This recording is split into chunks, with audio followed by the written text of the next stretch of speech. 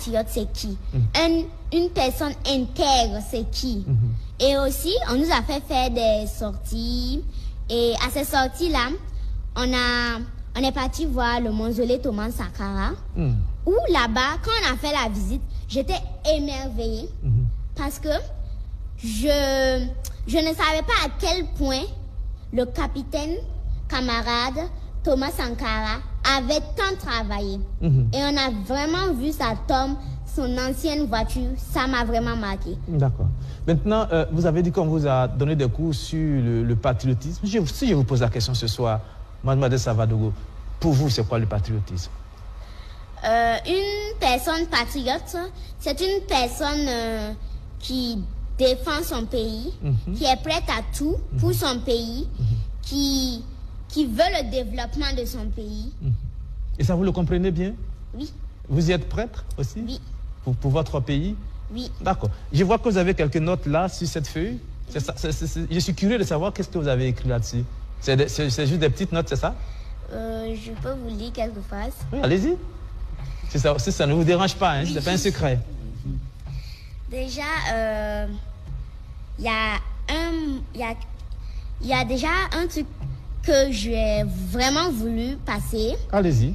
C'est, nous souhaitons que sur chaque site des 47 provinces du Burkina Faso, qu'il y ait un espace dédié aux enfants pour que même les enfants qui partent à l'école pendant les vacances, un peu comme le camp vacances Faso Membo, puissent y aller et apprendre des choses. Mais aussi, les enfants qui ne partent pas à l'école, ils puissent aller dans ces différents espaces-là pour apprendre un métier, de leur dire, et ça pourrait leur faire un métier. Parce qu'ils sont à la maison, ils ne font rien, mais ces sites-là vont les aider à apprendre un métier. Et notre rêve, c'est cela, qu'on puisse avoir un espace sur les 47 provinces du Burkina Faso, là où il y a les sites de Faso Merbo, que les enfants puissent y aller.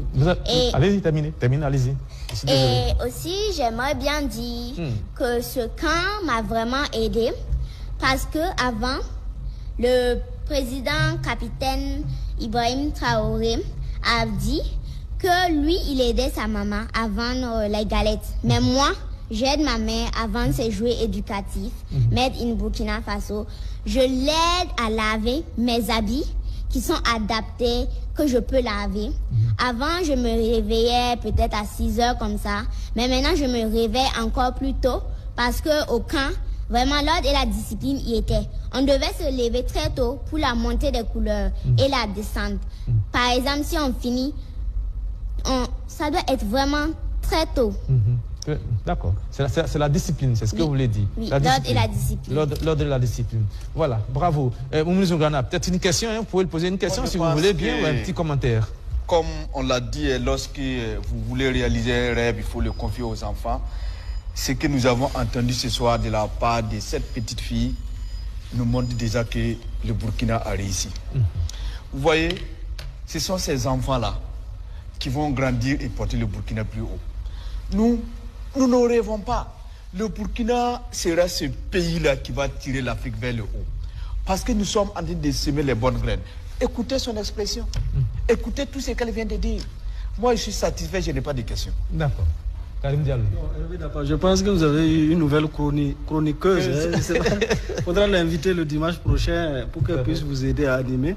Non, on est très content de voir que nos enfants sont à ce stade et comprennent les enjeux du développement du Burkina Faso. Je pense que c'est à l'honneur de tous les acteurs qui ont participé donc vraiment à ce processus.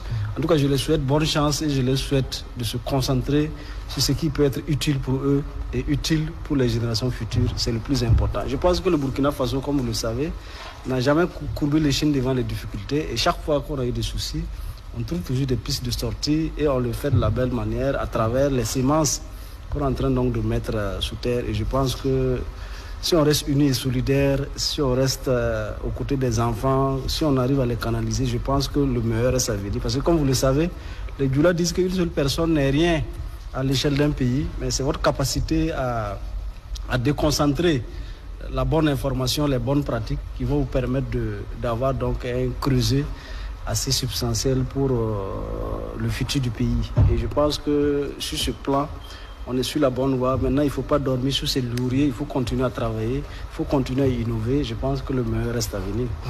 Là, c'est bien douté. Est-ce que vous avez des questions pour mademoiselle Savadogo ou est-ce que vous avez un commentaire à faire? Vous pouvez lui poser une question, hein, je pense qu'elle est prête. Vous êtes prête à répondre à toutes les questions, c'est ça? Affirmatif. D'accord, allez-y.